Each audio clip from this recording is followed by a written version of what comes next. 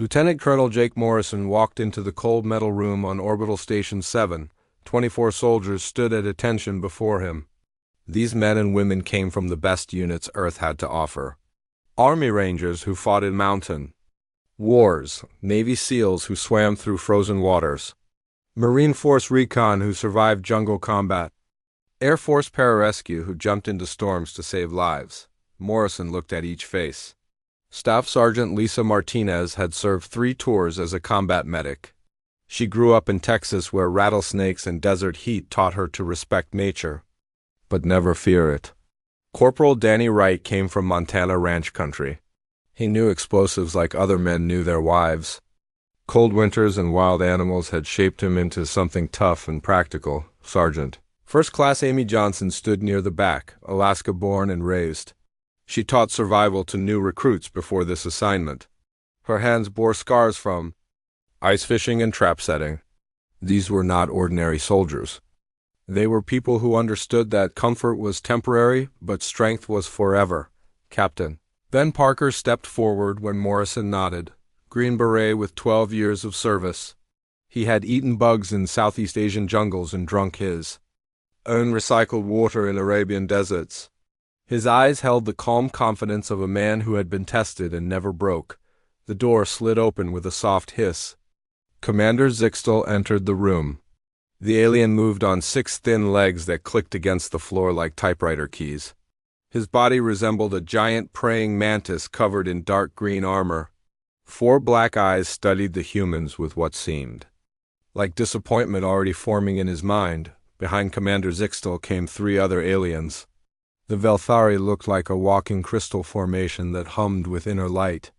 The Koran moved like a large frog, but with intelligence burning in its golden eyes. The Luminari appeared as pure energy contained in a humanoid shape that flickered between blue and white. A translation device activated with electronic beeps. Commander Zixtel's voice came through as flat and emotionless. I am Commander Zixtel of the Galactic Defense Initiative. You humans have requested participation in the Crucible. This request surprises us. Morrison remained silent. The alien commander continued speaking. Your species is young. Your world is considered a death planet by galactic standards. Most civilized species require environmental suits to visit Earth safely, yet you evolved there naturally. This makes you interesting but not necessarily capable. Staff Sergeant Kevin Clark shifted slightly. He had been a park ranger before joining the military. Bears and mountain lions were just neighbors to him.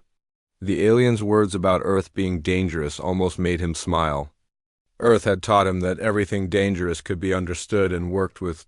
Commander Zixtel's 4 eyes blinked in sequence. The Crucible takes place on Kethver. This planet serves as our ultimate survival test. Temperature ranges from -40 to +60 degrees. Radiation storms occur weekly. The atmosphere barely supports most life forms. Native creatures exist only to hunt and kill. Sergeant Martinez listened carefully. -40 degrees was just another Tuesday in Minnesota where she trained. 60 degrees was pleasant compared to Middle Eastern deployments. Radiation could be managed with proper shelter. Hostile creatures were simply another tactical problem requiring solution. Most participants in the Crucible are extracted within 30 to 40 standard days, Commander Zixtel continued. Their life signs indicate approaching death. Failure rate among established galactic species reaches 97%. These are beings who have survived spaceflight for thousands of years. Captain Parker raised his hand. The alien commander's eyes focused on him with obvious irritation. You have questions already. This demonstrates the impulsive nature we expected. What constitutes failure conditions, sir? Parker asked in his steady voice. The Velthari stepped forward. Its crystalline structure vibrated as it spoke through the translator. Failure occurs when life signs indicate imminent death. Emergency extraction prevents actual casualties. The test continues until extraction or completion of 1 full planetary year. Corporal Wright processed this information like a demolition problem. 1 year alone on a hostile planet. He had spent winters alone in Montana cabin country when blizzards cut off all contact with civilization. 1 year was just 4 hunting seasons. 4 cycles of weather to learn and adapt to. The Koran made sounds like water bubbling over rocks. Its translation came through clearly. Previous participants focus on rationing supplies and avoiding contact with native life forms. Survival means finding safe hiding places and waiting for extraction. Most become desperate within the first month. Private First Class Tony Rodriguez had grown up in Detroit's roughest neighborhoods before military service taught him discipline. Hiding and rationing sounded like poverty thinking.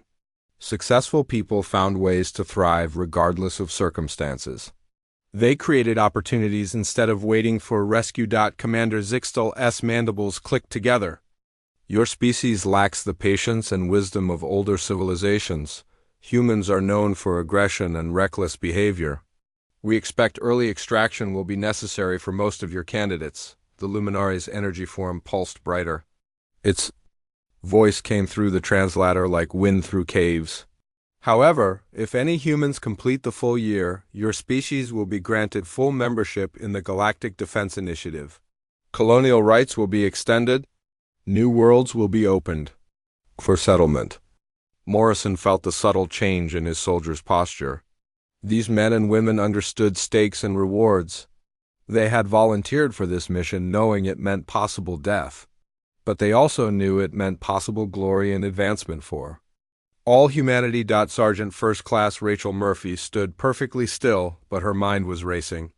She had worked for NASA before military service. The engineering challenges of surviving on an alien world for 1 year excited her more than frightened her. Every problem had a solution if you understood the principles involved. Commander Zixtal continued his briefing. Equipment will be limited to basic survival gear. Emergency beacons will allow extraction if activated. Orbital monitoring will track your life signs continuously. Medical intervention will occur automatically if death becomes imminent. Captain Tyler Brooks nodded slightly. Combat engineer with experience building forward operating bases in hostile territory. Limited equipment just meant you had to be creative with local resources. Every environment contained the materials needed for survival. If you knew where to look and how to use them, the alien commander's 4 eyes focused on Morrison. Do you wish to reconsider this request? The shame of early extraction would reflect poorly on your species' reputation among galactic civilizations. Morrison looked at his soldiers. He saw no fear in their faces, only professional interest and quiet determination. These were people who had chosen military service specifically because it offered challenges that civilian life could not provide. We accept the conditions as stated, Morrison replied firmly. When do we begin? The transport ship shuddered as it entered Kethver's atmosphere. Through the small viewports, the planet looked like a scarred battlefield. Purple clouds swirled around mountain ranges that glowed with volcanic heat. Lightning storms raged across vast deserts while frozen wastelands stretched beyond the polar regions. Staff, Sergeant Lisa Martinez checked her gear one final time. Basic survival kit with water purification tablets, emergency shelter, field medical supplies, and a week's worth of rations. The emergency beacon hung around her neck like a metal weight. One press would bring rescue but also failure. Commander Zixtal's voice crackled through the transport speakers. Drop zones have been randomly selected across the test continent. You will be separated by hundreds of kilometers. Survival depends entirely on individual capability. May your deaths be swift. The first drop pod launched with Danny Wright inside. He watched through the small window as the ground rushed up to meet him. Rocky terrain gave way to what looked like a massive swamp system. Steam rose from dark water while strange shapes moved beneath the surface. Wright's pod hit the muddy ground with bone-jarring impact. The automated systems opened the door and immediately he smelled sulfur and decay. The air was thick and humid. Something roared in the distance like a diesel engine mixed with a wounded bear. He grabbed his gear and moved away from the pod quickly. The metal would attract attention from anything curious about new objects in their territory. Wright found a cluster of twisted trees and climbed up to get a better view of his new environment. The swamp stretched for kilometers in every direction. Islands of solid ground rose from the dark water like sleeping giants. Creatures moved between the islands with surprising speed. Wright watched one animal that looked like a crocodile crossed with a velociraptor leap from the water and drag something screaming into the depths. Amy Johnson's pod landed in the polar region where the temperature immediately registered -30 degrees. Snow fell sideways in the constant wind. She pulled on her cold weather gear and started looking for shelter before hypothermia could set in. The landscape was brutal but familiar. Alaska had prepared her for this kind of environment. She found a depression in the rocks that blocked the wind and started gathering materials for a proper shelter. Survival meant staying warm, staying dry, and finding food sources that could sustain her through the long, cold months ahead. Johnson spotted movement on a distant ridge. Large creatures with thick white fur moved in groups across the ice. They looked like buffalo crossed with polar bears, but twice the size. Where there were herbivores, there would be predators following. The food chain was establishing itself in her mind like a tactical map. Ben Parker's pod crashed into a desert region where the sand was black and the rocks glowed with inner heat. The temperature gauge on his equipment showed 55 degrees. And climbing. Volcanic vents scattered across the landscape released steam and toxic gases into the already thin atmosphere. Parker pulled his gear from the pod and immediately sought shelter from the blazing sun. He found a cave system in a cluster of red stone formations. The caves went deep into the earth where the temperature stayed constant and breathable. Air circulated through natural ventilation. As he explored the cave system, Parker discovered mineral deposits that glittered in his flashlight beam. Some looked like iron ore while others resembled precious metals from Earth. The volcanic activity that made this region dangerous also concentrated valuable materials. Every challenge contained hidden opportunities if you knew how to recognize them. Tony Rodriguez landed in what appeared to be an urban wasteland. Broken structures rose from cracked ground like ancient ruins, but these ruins were not empty. Things moved in the shadows between collapsed buildings. Eyes reflected his flashlight beam from windows and doorways. Rodriguez felt at home immediately. Detroit had taught him that dangerous neighborhoods required different survival skills than wilderness areas. You needed to understand territory, establish defensive positions, and learn the local power structure. The creatures living in these ruins had their own gangs and territories. Just like any city. He found a defensible building with multiple escape routes and began setting up his base camp. The urban environment provided materials that wilderness areas lacked. Metal could be shaped into tools and weapons. Concrete offered protection from weather and predators. This was just another type of survival problem requiring adaptation. Rachel Murphy's pod landed in a region covered with crystalline formations that sang in the wind. The crystals grew in geometric patterns that reminded her of electronic circuits. When lightning struck during the frequent storms, the entire landscape lit up like a computer motherboard. Murphy realized immediately that this was not just a pretty but useless mineral formation. The crystals were conducting and storing electrical energy from the lightning strikes. The geological structure was essentially a natural power grid waiting for someone smart enough to tap into it. She began mapping the crystal formations and testing their electrical properties with her basic equipment. Engineering problems always excited her more than frightened her. This planet was not trying to kill her. It was offering her the chance to build something incredible if she was clever enough to understand its gifts. Kevin Clark's pod landed in what looked like a prehistoric jungle where everything was sized for giants. Trees rose hundreds of meters into the sky, while ferns and flowers grew larger than Earth vehicles. The air was thick with moisture and alive with the sounds of creatures moving through the dense vegetation. Clark climbed one of the smaller trees to survey his new territory. Through gaps in the canopy, he could see massive animals moving like living mountains. Six-legged creatures the size of elephants grazed on the giant ferns. Flying animals with 30-meter wingspans soared between the treetops, but Clark had learned from his park ranger days that big ecosystems meant abundant resources for anyone who understood how to access them safely. Large herbivores meant rich soil and plenty of plant food. Flying creatures meant elevated nesting sites with good visibility. Size was not necessarily a disadvantage if you were smart about using it. Tyler Brooks landed in a region where geysers shot steam high into the air and the ground shook constantly from seismic activity. Cracks in the earth revealed molten rock flowing just beneath the surface. Most people would see this as a hellscape, but Brooks saw it as a natural industrial complex. Geothermal energy was the most reliable power source available. Hot springs provided heat and water. Volcanic glass could be shaped into cutting tools sharper than steel. The earthquake activity revealed underground caves and passages that could be used for shelter and storage. Brooks began selecting sites for construction projects even before he finished setting up his initial shelter. Combat engineering had taught him to look at terrain as raw material for building whatever the mission required.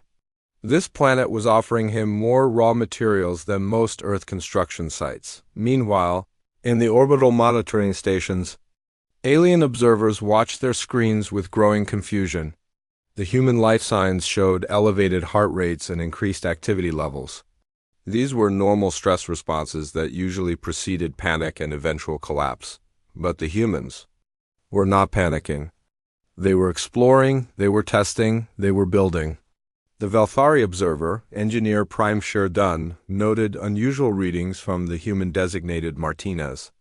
Instead of hiding in her pod or finding minimal shelter, she was moving actively through the swamp environment. The Corin behavioral specialist watched Rodriguez with particular interest. Previous test subjects who landed in the ruins region usually died within the first week. The structures were infested with pack-hunting creatures that showed no mercy to intruders. But Rodriguez was not hiding from these creatures.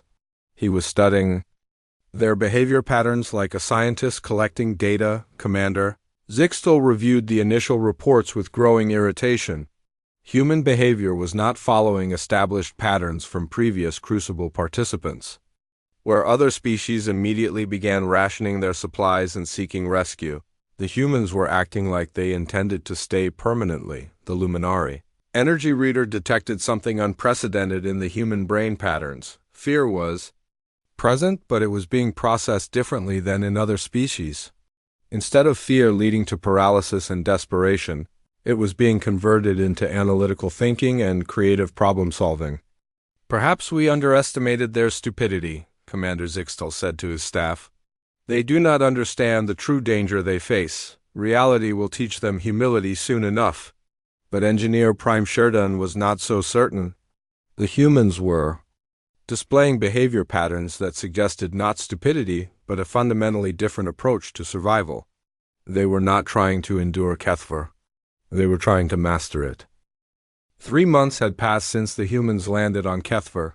In the orbital monitoring stations, alien observers stared at their screens with growing disbelief. The expected pattern of gradual decline and eventual extraction was not occurring. Instead, human life signs showed improvement and stabilization. Lisa Martinez had transformed her swamp territory into something resembling a working ranch. She had studied the pack-hunting creatures for weeks, learning their behavior patterns and social structure. The creatures she privately called swamp raptors hunted in groups of 6 to 8 individuals with clear hierarchy and communication methods. Instead of avoiding these predators, Martinez had decided to work with them. She began leaving food offerings at strategic locations and gradually established herself as a neutral presence in their territory. The raptors were intelligent enough to recognize that she posed no threat to their hunting grounds and might even provide occasional benefits. Martinez had also solved her shelter problem by building a platform home in the twisted trees above the swamp water. The design used techniques she remembered from childhood treehouses combined with military engineering principles. Her elevated position provided safety from ground predators while offering excellent visibility for hunting and resource gathering. Her medical training proved invaluable for identifying edible plants and avoiding toxic species. The swamp provided abundant food sources once you learned where to look and how to prepare them safely. Fish-like creatures lived in the cleaner sections of water, while various fruits and roots grew throughout the marshy islands. Danny Wright had turned his desert cave system into an underground fortress that would have impressed medieval castle builders. The volcanic heat that made the surface dangerous provided natural heating for his underground chambers. He had learned to predict and avoid the toxic gas releases while harnessing the geothermal energy for various projects.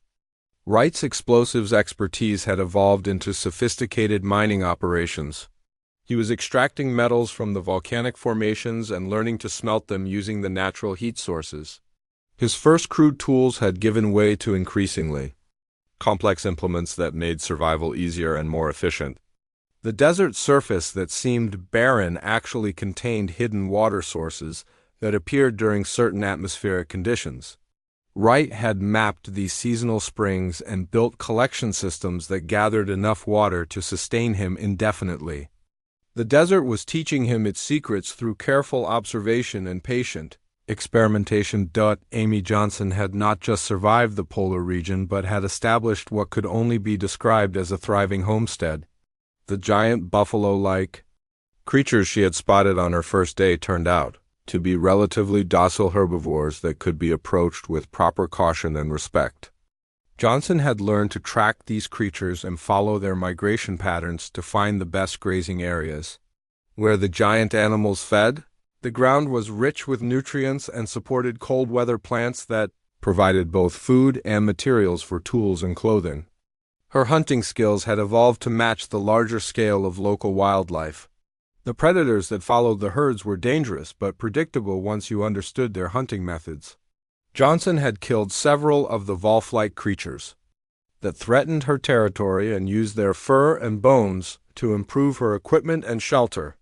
The polar storms that occurred weekly had become manageable challenges rather than life-threatening emergencies.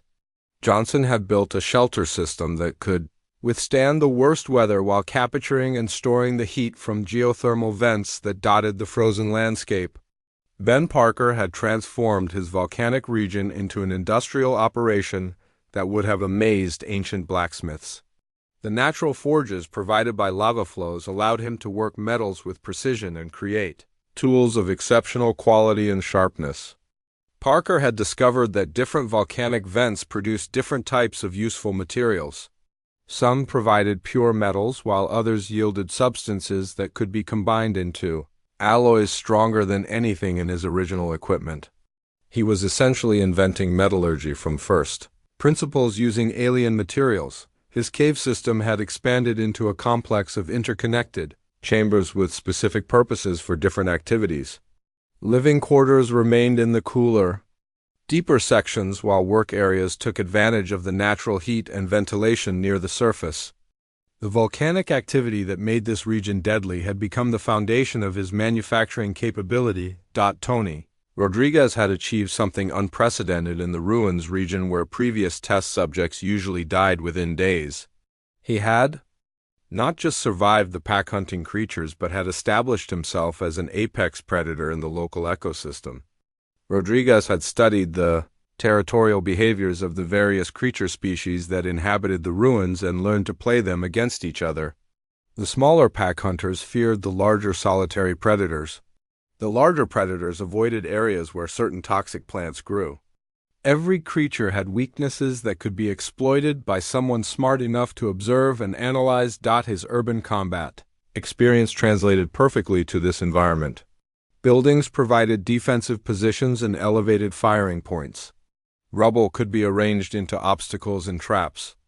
The ruins were not a wasteland but a complex tactical environment offering advantages to anyone who understood modern warfare principles. Rodriguez had established a network of safe houses throughout his territory and learned to move between them, using routes that avoided the most dangerous predator territories. He was not hiding from the creatures but managing them like a wildlife specialist working with dangerous animals. Rachel Murphy had achieved something that bordered on science fiction in the Crystal Formations region. She had successfully tapped into the natural electrical grid and was using it to power increasingly sophisticated projects. The lightning storms that occurred regularly were no longer threats to be endured, but energy sources to be harvested. Murphy had built collection arrays that captured and stored electrical energy during storms for use during calm periods. The crystalline formations acted as natural batteries and conductors. Her engineering background allowed her to understand and manipulate the geological formations in ways that enhanced their natural properties. She was essentially building a power plant using alien crystal technology and natural lightning as her primary energy source. The electrical power enabled projects that would have been impossible with basic survival equipment. Murphy was creating tools and devices that solved multiple problems simultaneously, while establishing a technological base that could support advanced operations. Kevin Clark had achieved something that amazed even himself in the giant jungle environment. He had successfully domesticated several of the massive herbivore species and was using them as both transportation and farming equipment. The six-legged creatures that had seemed impossibly dangerous during his first week turned out to be intelligent and social animals, capable of forming bonds with other species. Clark's experience with wildlife management had taught him that most animals would cooperate with humans if approached with proper understanding and respect. His domesticated giants allowed him to travel safely through territories that contained dangerous predators. Few creatures were willing to attack a human accompanied by animals the size of small buildings. The herbivores also helped him access food sources that grew too high in the giant trees for normal human reach. Clark had learned to cultivate the giant plants and was essentially farming on a scale that matched the local ecosystem. His agricultural projects produced enough food to support not just himself, but potentially several other humans if they ever found their way to his territory. Tyler Brooks had built what could only be described as a geothermal industrial complex in the earthquake-prone volcanic region. His combat engineering skills had evolved into advanced geological manipulation that used the natural seismic activity to power various mechanical operations. Brooks had learned to predict and channel earthquake energy into useful work like crushing or empowering mills. The geysers provided both heat and mechanical power through steam. Pressure systems he had designed and built using local materials. His construction projects were designed to work with the geological activity rather than resist it. Buildings flexed with earthquakes instead of breaking. Steam systems used natural pressure variations to power tools and equipment. Brooks was not fighting the planet but partnering with it. In the orbital monitoring stations, the alien observers were conducting emergency conferences about the unprecedented situation developing on Kethver. Commander Zixtel reviewed reports that seemed to describe science fiction rather than survival testing. Engineer Prime Sherdun reported that several humans were displaying technological capabilities that exceeded their original equipment specifications. They were creating new tools and systems using only local materials and basic scientific principles. The quorum behavioral specialist noted that human territorial establishment patterns were unlike anything in their databases. Previous species focused on finding small safe areas and defending them passively. Humans were actively expanding their territories and modifying the local environment to suit their needs. The Luminary Energy Reader detected. By month 6, something unexpected was happening across the Kethver test region. The isolated human survivors had begun making contact with each other and establishing communication networks that spanned hundreds of kilometers of hostile terrain. Lisa Martinez was the first to detect signals from other humans when her modified emergency radio picked up transmissions during a radiation storm. The electromagnetic interference that blocked normal communications actually carried human voices across vast distances when atmospheric conditions were right. Martinez had learned to predict the storm patterns and use them for long-range communication. Instead of hiding from them like other species did, she established regular contact schedules with other humans and began coordinating activities across multiple territories. Danny Wright had built relay stations in his cave system that boosted and redirected radio signals through underground passages. The volcanic mineral deposits that made surface communication difficult actually enhanced signal propagation through the cave networks when properly utilized, writes Relay. Network allowed humans in distant regions to communicate regularly and share information about local conditions, resource locations, and tactical developments. What had started as individual survival was evolving into coordinated group operations. Amy Johnson had established the northernmost communication post and was serving as a weather monitoring station for the entire human network. Her polar region provided early warning about storm systems that would affect other territories. Days or weeks later, Johnson's weather predictions allowed other humans to prepare for dangerous conditions or take advantage of favorable atmospheric events for communication and travel. The polar storms that seemed like random chaos actually followed predictable patterns. Once you collected enough data, Ben Parker had become the network's chief manufacturer and supplier of advanced tools and weapons. His volcanic forges produced metal implements of exceptional quality that he traded with other humans. Through carefully planned exchange expeditions, Parker had mapped safe travel routes between various human territories and established supply caches at strategic locations. The volcanic region that seemed impossibly dangerous had become the industrial heart of an emerging human civilization. Tony Rodriguez had evolved from urban predator to intelligence specialist and coordinator for the southern regions. His ruins territory provided elevated observation points that allowed visual monitoring of creature movements and weather patterns across vast areas. Rodriguez had developed a comprehensive intelligence network that tracked predator behaviors, resource availability, and environmental changes throughout the test region. His reports allowed other humans to plan activities and avoid dangerous situations. Rachel Murphy had achieved something that amazed even her fellow humans with her crystal formation power systems.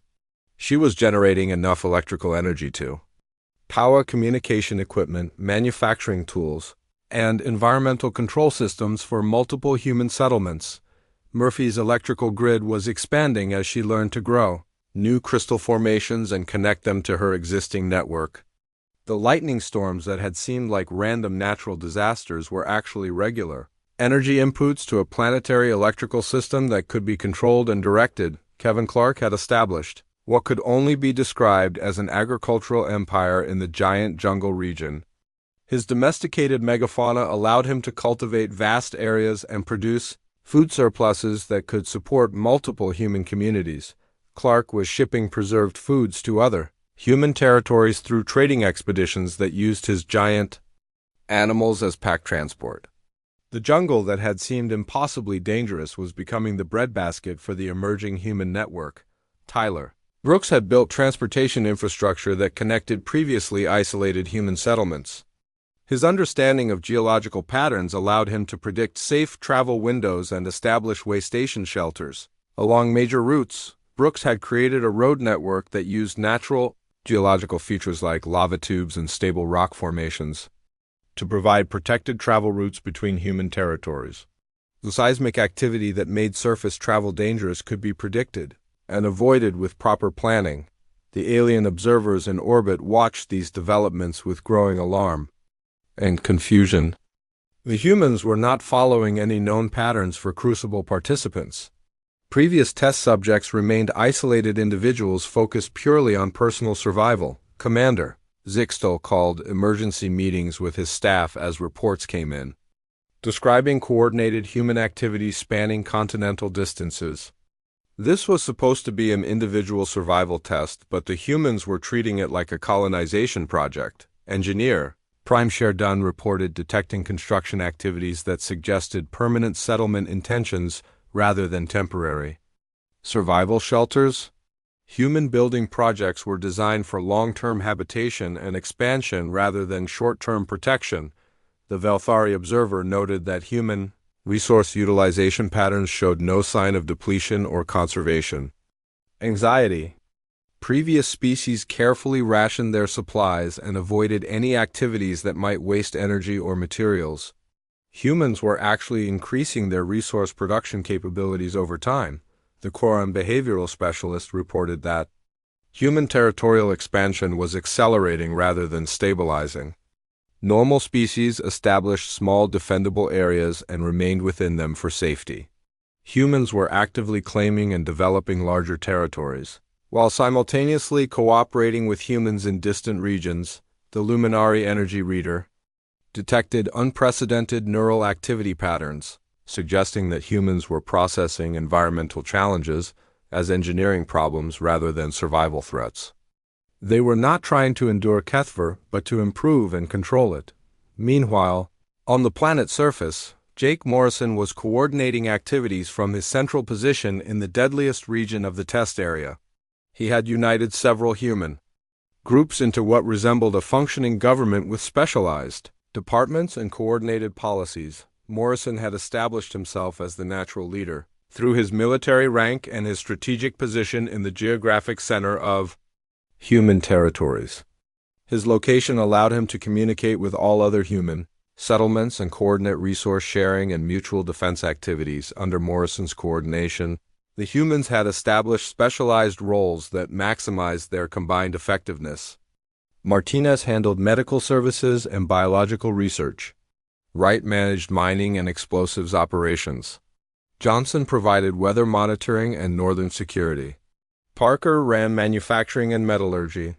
Rodriguez coordinated intelligence and southern operations. Murphy managed power generation and electrical systems. Clark supervised agriculture and animal husbandry. Brooks handled transportation and infrastructure development. This specialization allowed each human to focus on their areas of expertise, while contributing to the collective success of the entire network. Instead of 24 individuals struggling separately, they had become a unified team with complementary capabilities. The humans had also established what amounted to a currency system based on specialized services and manufactured goods. Parker's metal tools were traded for Clark's preserved foods. Murphy's electrical devices were exchanged for Wright's mining equipment. Morrison's strategic coordination services were compensated through tribute payments from other territories. More importantly, the humans had begun terraforming their immediate environments in ways that made them more suitable for human habitation. They were not adapting to Kethver so much as making Kethver adapt to them. Martinez had introduced earth-based water purification techniques that cleaned the swamp water and made it safe for human consumption. Her territory was becoming a freshwater resource for other human settlements. Wright had learned to direct volcanic heat into greenhouse systems that allowed cultivation of Earth-type plants in controlled environments. His territory was developing into a research station for agricultural experimentation. Johnson had established weather modification systems that provided early warning and partial protection from the worst polar storms. Her territory was becoming a meteorological monitoring center for the entire human network. Parker had built manufacturing facilities that could produce tools and weapons superior to their original Earth-based equipment. His territory was becoming the industrial center for human expansion activities. Rodriguez had established a training academy where humans could learn advanced combat and survival techniques specific to Kethver conditions. His territory was becoming the military education center for human security operations. Murphy had created power distribution systems that could supply electrical energy to other human settlements over considerable distances. Her territory was becoming the electrical utility for the human network. Clark had developed agricultural techniques that could feed far more humans than currently lived on Kethver. His territory was becoming the food production center for potential future colonization. Brooks had built transportation systems that made travel between human territories safer and more efficient than the aliens had believed possible. His territory was becoming the transportation hub for the human network. Commander Zixtel reviewed these reports with growing disbelief. As the one-year mark approached, Commander Zixtel faced a situation that had never occurred in the history of the Galactic Defense Initiative. Not only had all 24 humans survived the Crucible, but they had fundamentally changed the nature of the test itself. The orbital monitoring stations detected massive construction projects across the human territories that suggested permanent colonization rather than temporary survival. The humans were not preparing to leave Kethver. They were preparing to stay and expand their presence on the planet. Rachel Murphy had completed her greatest engineering achievement by connecting all human settlements to her crystal formation power grid. Every human territory now had access to unlimited electrical energy harvested from the planet's natural lightning storms. Murphy's power distribution system was more than just electrical infrastructure. It was a communication network that allowed instant contact between all human settlements regardless of atmospheric conditions or distance. The humans had achieved technological capabilities that exceeded their original Earth-based equipment using only local materials and basic scientific principles. Sergeant First Class Murphy stood in her control center surrounded by glowing crystal formations that hummed with contained energy. She could monitor power consumption and communication traffic from all 24 human territories simultaneously. The planet that was supposed to kill her had become her partner in building something unprecedented. Kevin Clark had achieved agricultural production levels that could support not just the current 24 humans but potentially hundreds of future colonists. His giant jungle territory was producing food surpluses that were being preserved and stored for long-term use. Clark's domesticated megafauna had become the foundation of a transportation and farming system that worked with the planet's natural ecosystem instead of fighting against it. He was not just surviving in the jungle but improving it through careful cultivation and species management. Standing among his giant animal partners, Clark watched herds of enormous herbivores graze in cultivated fields of Earth-adapted plants that thrived in Kethver's rich soil. The jungle that was supposed to be filled with deadly predators had become a garden that produced food for an expanding human civilization. Tyler Brooks had completed a transportation network that connected all human territories with safe, efficient travel routes. His roads used natural geological features and predicted seismic patterns to provide protected passage across the most dangerous regions of the planet. Brooks had built way stations and supply depots along the major routes that allowed humans to travel between settlements with minimal risk and maximum efficiency. The geological instability that was supposed to make surface travel impossible had become the foundation of an advanced transportation system.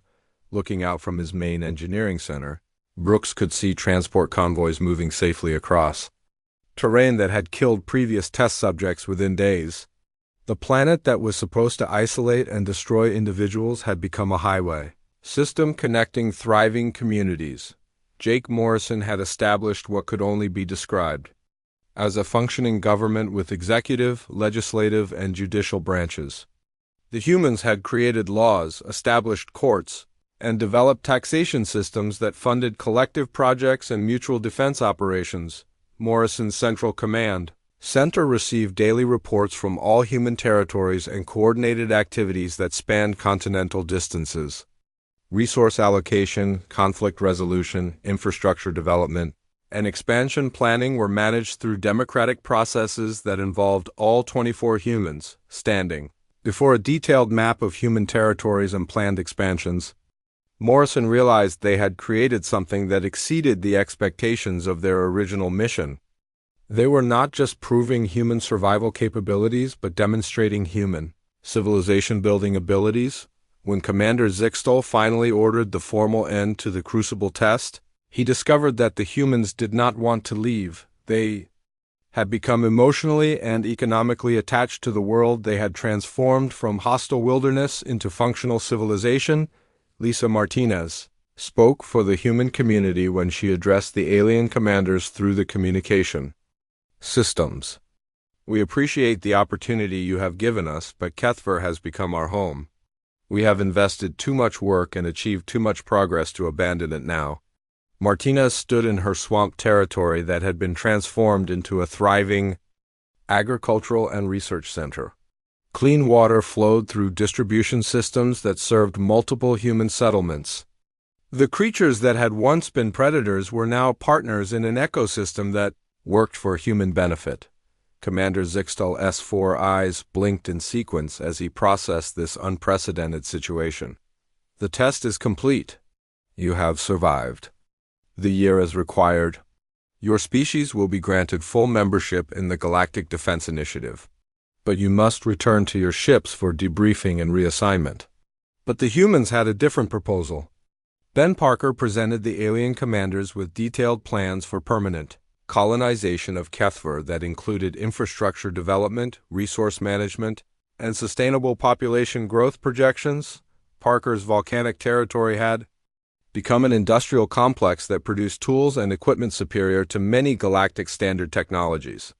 His forges could manufacture anything required for expanding human presence on the planet while working in harmony with the natural volcanic systems.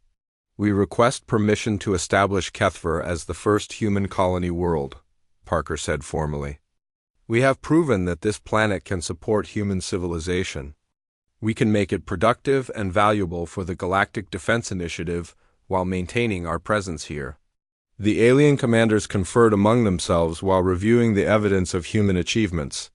Engineer Prime Sherdun reported that human territories showed environmental improvement rather than degradation.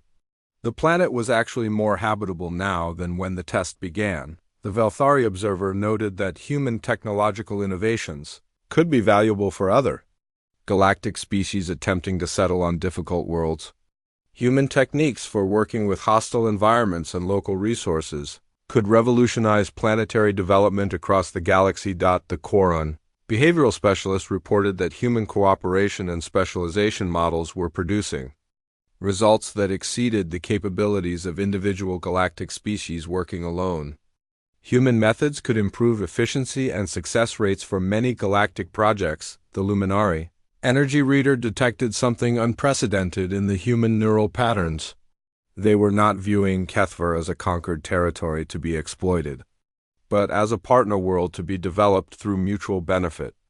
Their relationship with the planet was symbiotic rather than parasitic. Tony Rodriguez had transformed his ruins territory into a training facility where future human colonists could learn survival and development techniques specific to hostile worlds. His curriculum combined Earth military methods with Kethver environmental adaptation skills. Rodriguez realized that what they had learned on Kethver could be applied to other worlds throughout the galaxy. Humans had developed a replicable system for turning hostile environments into thriving colonies through cooperation, specialization, and intelligent resource utilization. Amy Johnson had established meteorological monitoring systems that could predict and partially control weather patterns across entire continents.